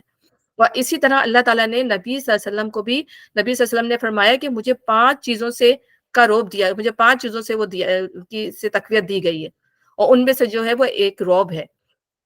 یعنی 1 مہینے تک وہ رعب جو ہے وہ اگر پتہ چل جائے کہ نبی صلی اللہ علیہ وسلم جو جنگ کی تیاری کریں، تو وہ جو 1 مہینے تک اس کا رعب جو ہے وہ کفار پر جو ہے وہ اس کے اندر پیدا ہو جائے گا۔ 1 مہینے کا رعب پیدا ہو جاتا ہے، آپ یہ سمجھ لیں اتنا رعب، اس کی جو ڈسٹینس ہے وہ 1 مہینے تک کی ہوتی ہے۔ تو 5 چیزوں میں سے ایک چیز، اور 5 چیزوں میں مال غنیمت اللہ تعالیٰ نے نبی صلی اللہ علیہ وسلم کو دیا، پوری زمین کو اللہ تعالیٰ نے پاک صاف کر دیا نبی صلی اللہ علیہ وسلم کے لیے، کہ جہاں چاہو نماز پڑھ لو، مال غنیمت نبی صلی اللہ علیہ وسلم کے لیے کر دیا، ٹھیک ہے نا؟ اور بھی 2-3 چیزیں ہیں۔ تو میں آپ کو بتانے کا مقصد یہ ہے کہ رعب اللہ تعالیٰ جو ہے وہ نیک لوگ جو ہوتے ہیں نا، آپ یہ بھی دیکھیں گے کہ جو بہت اللہ کے صالح اور نیک بندے ہوتے ہیں، ان کا اپنا ایک رعب ہوتا ہے، لوگ ان سے جو ہے نا بہت ہی سنبھل کے اور بہت ہی اس سے بات کر رہے ہوتے ہیں، کہ ان کو نظر آ رہا ہوتا ہے یہ اللہ کا بہت متقی اور پرہیزگار بندہ ہے، ہمیں اس سے کس طرح بات کرنی چاہیے۔ اور پھر دوسرے یہ کہ جنگ بدر میں بھی مسلمانوں کا بہت رعب تھا، جب یہ اللہ تعالیٰ نے دیکھیں اتنی سی قوم کو جو ہے پورے کفار کے اوپر جو ہے وہ اللہ تعالیٰ نے فتح عطا کی تھی، وہ یہ رعب ہی تھا جس کی وجہ سے وہ جنگ ہار گئے۔ تو عنقریب وہ وقت آنے والا ہے جب ہم منکرین حق کے دلوں میں رعب بٹھا دیں گے، اس لیے کہ انہوں نے اللہ کے ساتھ ان کو خدائی میں شریک ٹھہرایا۔ دوسری بات یہ کہ جب انسان شرک کر رہا ہوتا ہے تو وہ انسان بزدل بن جاتا ہے، کیونکہ وہ دوسروں کو اللہ کے ساتھ خدائی میں شریک ٹھہرا رہا ہوتا ہے، تو وہ دوسروں کو جو کمزور سہاروں کو جو ہے وہ بنا دیتا ہے۔ اور اللہ تعالیٰ کہتے ہیں جس نے اللہ کا سہارا تھام لیا وہ کبھی ٹوٹنے والا نہیں ہے۔ تو جس نے اللہ کا جس کو اللہ پہ توکل ہو جائے، جس کو جو اللہ کا سہارا تھام لے، تو وہ کبھی نہیں ڈرے گا، کسی چیز سے بھی نہیں ڈرے گا۔ ہاں، جو دوسروں کو شریک بنائیں گے وہ ضرور ڈریں گے۔ جن کے شریک ہونے پر اللہ نے کوئی سند نازل نہیں کی، ان کا آخری ٹھکانہ جہنم ہے، اور بہت ہی بری ہے وہ قیام گاہ جو ان ظالموں کو نصیب ہوگی۔ اللہ نے تائید و نصرت کو جو وعدہ تم سے کیا تھا وہ تو اس نے پورا کر دیا، یعنی جنگ احد میں جو تائید کی تھی، اللہ نے کہا تھا کہ میں فرشتوں سے تمہاری مدد کروں گا، تو یہ اللہ نے پوری کی، پہلے وہی جیت رہے تھے۔ ابتدا میں اس کے حکم سے تم ہی ان کو قتل کر رہے تھے، مگر جب تم نے کمزوری دکھائی اور اپنے کام میں باہم اختلاف کیا، اور جو ہی کہ وہ چیز اللہ نے تمہیں دکھائی جس کی محبت پہ تم گرفتار تھے، یعنی مال غنیمت، تم اپنے سردار کے حکم کی خلاف ورزی کر بیٹھے، یعنی نبی صلی اللہ علیہ وسلم کی، اس لیے کہ تم میں سے کچھ لوگ دنیا کے طالب تھے اور کچھ آخرت کی خواہش رکھتے تھے، تب اللہ نے تمہیں کافروں کے مقابلے میں پسپا کر دیا تاکہ تمہاری آزمائش کرے۔ اور حق یہ ہے کہ اللہ نے پھر بھی تمہیں معاف کر دیا، کیونکہ مومنوں پر اللہ بڑی نظر عنایت رکھتا ہے۔ یعنی وہ مال کی جو محبت تھی، وہ اس جنگ کے اوپر جو ہے وہ غالب، وہ سمجھ گئے کہ ہم جیت گئے ہیں۔ اور اللہ تعالیٰ نے قرآن میں فرمایا کہ جب تک مال غنیمت تم نے نہیں لوٹنا، جب تک کہ تم نے دشمن کو مکمل طور پر جو ہے اس کی سرکوبی نہیں کر دینا، ان کو کچل کے نہیں رکھ دینا، کیونکہ انہوں نے اللہ سے جنگ کی ہے، انہوں نے جو ہے وہ اللہ کے خلاف جنگ کی ہے، تو ان کو جب تک پوری طرح کچل نہ دو، قیدیوں کو اچھی طرح سے باندھ نہ لو، اس وقت تک تمہارے لیے جائز نہیں ہے کہ تم مال غنیمت جمع کرو۔ تو پھر یہ سزا اللہ تعالیٰ نے ان کو مسلمانوں کو اس وقتی طور پہ دی، اللہ تعالیٰ نے صرف یہ بھی سبق دکھانے، کیونکہ دیکھیں ماں باپ بھی جو ہے نا بچوں کو بعض دفعہ گراؤنڈ کر دیتے ہیں، سزا دیتے ہیں اس لیے تاکہ بچہ اس کو یاد رکھے، تاکہ وہ غلطی دوبارہ نہ کرے۔ تو ظاہر ہے ابھی تو مسلمانوں کو کئی جنگیں لڑنی تھیں، تو بھی یہ جنگ ایسی مسلمانوں نے ہاری کہ پھر وہ ان کو زندگی بھر وہ ان کو یہ حالات یاد رہے کہ ہم سے کتنی بڑی بھول ہو گئی تھی، اور کوئی ایک بھول نہیں ہوتی، مسلمانوں سے کئی غلطیاں ہوئی تھی اس وقت۔ تب اللہ نے تمہیں کافروں کے مقابلے میں پسپا کر دیا تاکہ تمہاری آزمائش کرے، اور حق یہ تھا کہ اللہ نے پھر بھی تمہیں معاف کر دیا، کیونکہ مومنوں پر اللہ بڑی نظر عنایت رکھتا ہے۔ یاد کرو جب تم بھاگے چلے جا رہے تھے، کسی کی طرف پلٹ کر دیکھنے تک کا ہوش نہ تھا، اور رسول تمہارے پیچھے تم کو پکار رہا تھا، اس وقت تمہاری اس روش کا بدلہ اللہ نے تمہیں یہ دیا کہ تم کو رنج پر رنج دیے، تاکہ آئندہ کے لیے تمہیں سبق ملے کہ جو کچھ تمہارے ہاتھ سے جائے یا جو مصیبت تم پر نازل ہو اس پہ ملول نہ ہو، اللہ تمہارے سب اعمال سے باخبر ہے۔ اے نبی صلی اللہ علیہ وسلم، مطلب وہ بھگدڑ اتنی مچی ہوئی تھی کہ لوگ جب انہوں نے دیکھا کہ دشمن تو بھاگ گیا ہے، تو لوگ جو ہے مال غنیمت لوٹنے میں لگ گئے مسلمان۔ اب جو تیر انداز جو نبی صلی اللہ علیہ وسلم نے کہا تھا کہ تم ہماری چاہے ہڈیاں تک پرندے نوچ کے لے جائیں، تمہیں اپنے تیر اندازوں سے جو 50 تیر انداز بٹھائے تھے، تمہیں اپنی جگہ کو نہیں چھوڑنا۔ تب انہوں نے دیکھا کہ تو سارا مال غنیمت لوٹ رہا ہے، تو وہ بھی جگہ چھوڑ کر جو وہ بھاگ نکلے۔ بس یہ شیطان کا وار تھا ان کے اوپر، اور کچھ صرف چند 10 اور 11-12 لوگ جو تھے وہ وہاں رہ گئے۔ حضرت جبیر جو تھے، جو سالار تھے، انہوں نے اتنا روکا لیکن وہ نہیں رکے۔ تو پھر اللہ تعالیٰ کہہ رہا ہے کہ تمہارا نبی تمہیں پکارا تھا، اور وہ کیا پکارے تھے؟ عربی میں بتا رہی ہوں کہ الیہ عباد اللہ، الیہ عباد اللہ، اللہ کے بندو میری طرف آؤ، اللہ کے بندو میری طرف آؤ۔ لیکن انہوں نے کتنی اللہ تعالیٰ کے نبی کی نافرمانی کی، نہیں سنی ان کی بات کو، تو اللہ تعالیٰ نے پھر جو ہے ان کو سزا پہ سزا دی۔ پھر ان کو جو ہے سب سے بڑی دیکھیں اس میں کیا کتنی سزائیں ان کو ملی۔ ایک تو ان کا روب چلا گیا دشمنوں پہ، جو روب تھا، جو مطلب جو فتح تھی وہ شکست میں تبدیل ہو گئی، روب چلا گیا۔ کتنے لوگ قتل ہوئے؟ 70 لوگ، 70 صحابہ کرام جو ہے وہ قتل کر دیے گئے، شہید کر دیے گئے۔ جو مال غنیمت ان کے ہاتھ آیا تھا وہ ان کے ہاتھ سے سارے کا سارا مال غنیمت چلا گیا۔ پھر ان کو یہ دکھ، بہت زیادہ یہ دکھ تھا کہ انہوں نے نبی کی نافرمانی کی، اور وہ زندگی بھر ان کو یہ دکھ رہا کہ ہم نے اس وقت اپنے نبی کی بات کیوں نہ مانی، اپنے نبی کی ہم نے نافرمانی کی۔ پھر اس پہ شکست ہوئی، اور پھر ان کو یہ بھی غم ملا ایک جگہ پہ کہ نبی صلی اللہ علیہ وسلم کی شہادت ہو گئی، تو اس سے تو ساری ان کی جو توانائی تھی وہ سب کی سب ختم ہو گئی۔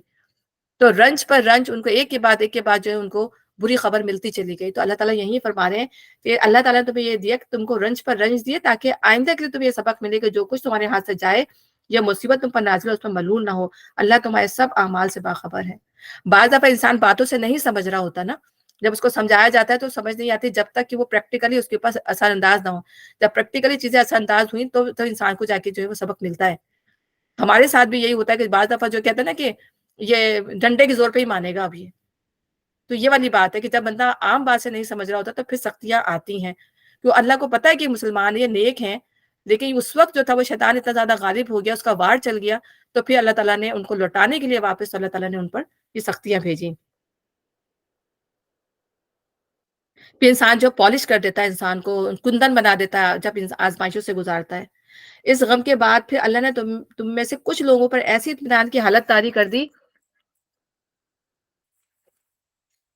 کہ وہ اونگنے لگے، یعنی جو سچے مسلمان تھے، جو سچے لوگ تھے، جو واقعی جنہوں نے نبی صلی اللہ علیہ وسلم کی بھی حفاظت کی، حالانکہ اتنے نبی صلی اللہ علیہ وسلم زخمی ہو گئے تھے، تو وہ جانثار صحابہ جن کی بات اللہ تعالیٰ فرما رہا ہے کہ اتنی سخت حالت میں بھی اللہ تعالیٰ نے انہیں جو ہے وہ امن دے دیا، سکون دے دیا ان کے دلوں میں۔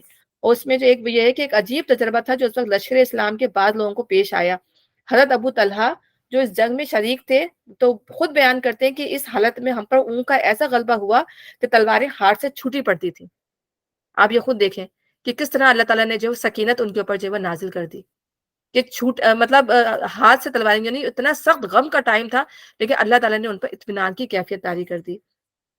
مگر ایک دوسرا گروہ جس کے لیے ساری اہمیت بس اپنے مفاد ہی کی تھی، اللہ کے متعلق طرح طرح کے جاہلانہ گمان کرنے لگا، یعنی ایک منافق تھے اور وہ مسلمان جو بہت کمزور ایمان والے تھے، جو سراسر خلاف حق تھے۔ یہ لوگ اب کہتے ہیں کہ اس کام کے چلانے میں ہمارا بھی کوئی حصہ ہے۔ ان سے کہو نہ کسی کا کوئی حصہ اس کام میں، کسی کا کوئی حصہ نہیں، اس کام کے سارے اختیارات اللہ کے ہاتھ میں ہیں۔ دراصل یہ لوگ اپنے دلوں میں جو بات چھپائے ہوئے ہیں اسے تم پر ظاہر نہیں کرتے، یعنی یہ چاہتے تھے، جو میں نے پیچھے بھی جب میں نے تذکرہ کیا کہ یہ چاہتے تھے کہ ہم مدینے کے اندر لڑتے، لیکن جب جو صحابہ کرام تھے انہوں نے کہا کہ نہیں، باہر لڑنا چاہیے نا، تو یہ کہہ رہے ہیں کہ اگر اندر لڑتے تو نہیں مارے جاتے، اس طرح ہماری تباہی نہیں آتی۔ تو یہ اللہ تعالیٰ فرما رہے ہیں کہ ان کا اصل مطلب یہ کہ اگر قیادت کے اختیارات میں ہمارا کچھ حصہ ہوتا تو یہاں ہم یہاں نہ مارے جاتے۔ ان سے کہہ دو اگر تم اپنے گھروں میں بھی ہوتے تو جن لوگوں کی موت لکھی ہوئی تھی وہ خود اپنی قتل گاہوں کی طرف نکل آتے، اور یہ معاملہ جو پیش آیا تھا یہ تو اس لیے آیا تھا کہ جو کچھ تمہارے سینوں میں پوشیدہ ہے اللہ تعالیٰ تو اسے آزما لے، اور جو کھوٹ تمہارے دلوں میں اسے چھانٹ دے۔ اللہ دلوں کا حال خوب جانتا ہے۔ اس وقت وہ لوگ اسی لیے آزمائے گئے کہ اللہ تعالیٰ نے کھوٹ اور کھرا جو ہے وہ ثابت کر دیا۔ تم میں سے جو لوگ مقابلے کے دن پیٹ پھیر گئے تھے ان کی اس لغزش کا سبب یہ تھا کہ ان کی بعض کمزوریوں کی وجہ سے شیطان نے ان کے قدم ڈگمگا دیے۔ تو بعض دفعہ ہم صحیح راستے پر چلنے سے ہم کیوں پیچھے ہو جاتے ہیں کہ شیطان ہمارے اندر جو ایمان کی کمزوری ہوتی ہے، جب انسان کے اندر جب ایمان کی کمزوری ہوتی ہے تو اسے قدم ڈگمگانے لگتے ہیں۔ او میں اتنا زیادہ کر لوں گا تو میں بہت ہی اس میں نہ ہو جاؤں، میں معاشرے سے کٹ نہ جاؤں، یا میں کیا کہتے ہیں میرا معاشرے میں کیا مقام رہ جائے گا، تو وہ اس طرح کی باتیں جو ہے اس کے اندر جو ہے وہ پیدا ہونے لگتی ہیں۔ یا میرا کاروبار ایسا ہو جائے گا تو میں اتنا خوشحال ہوں، آج میری ساری خوشحالی ختم ہو جائے گی، تو طرح طرح کے جو ہے وسوسے اور یہ چیزیں جو ہے انسان کے اندر آنے لگتے ہیں۔ تو یہیں پہ اللہ تعالیٰ فرما رہا ہے کہ جو انسان کی جو اصل میں گمراہی جو اندر سے جو ایمان کی کمزوری کی وجہ سے آتی ہے، تو ہمیں اپنا جائزہ لینا چاہیے اس معاملے پہ کہ اگر جب کبھی ہمارے اندر ہمیں خود محسوس ہونے لگتا ہے کہ کہاں ہمارے اندر جو کمی پیدا ہو رہی ہے، کبھی ہمارے نمازوں میں دل نہیں لگے گا، ہم خود اس کا وہ کریں گے، کبھی ہمارے قرآن میں دل نہیں لگے گا، کبھی اچھی باتوں میں دل نہیں لگے گا، تو یہ ہمیں محسوس خود ہی ہو جائے گا کہ ہمارے اندر ابھی کوئی کام ہم سے غلط ہو رہا ہے، جہاں ہمارے اندر یہ کمزوری پیدا ہو رہی ہے ایمان کی۔ اچھا اے لوگوں جو ایمان لائے ہو، کافروں کی کسی باتیں نہ کرو، جن کے عزیز و اقارب کبھی سفر پہ جاتے ہیں یا جنگ میں شریک ہوتے ہیں اور وہاں کسی حادثے سے دوچار ہوتے ہیں تو وہ کہتے ہیں کہ اگر وہ ہمارے پاس ہوتے تو نہ مارے جاتے اور نہ قتل ہوتے۔ اللہ اس قسم کی باتوں کو ان کے دلوں میں حسرت و اندوہ کا سبب بنا دیتا ہے۔ اور یہ نہ صرف ان کی باتیں جو اللہ تعالیٰ منافقین کی بتا رہا ہے کمزور ایمان، بلکہ ہمارے اندر بھی یہی ہے۔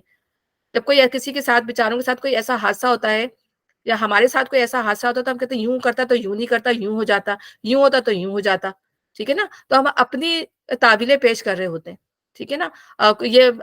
یا تو گھر میں ہی مر گیا، اس کو تو اسپتال لے کے چلا جانا چاہیے تھا، ایسا کیوں کیا؟ اب کسی کو کیا پتا ہے کیا معاملات ہوئے؟ ہمارے اپنے منہ سے یہ بات نکل جاتی ہے کہ یہ ایسا کر لینا چاہیے تھا، حالانکہ موت تو جہاں آنی تھی وہاں آنی تھی۔ ہاں یہ کہ انسان اپنی کوشش ضرور کر سکتا ہے، لیکن یہ کہ موت کا جو وقت جہاں لکھا تھا، جدھر لکھا تھا، وہ آ گئی۔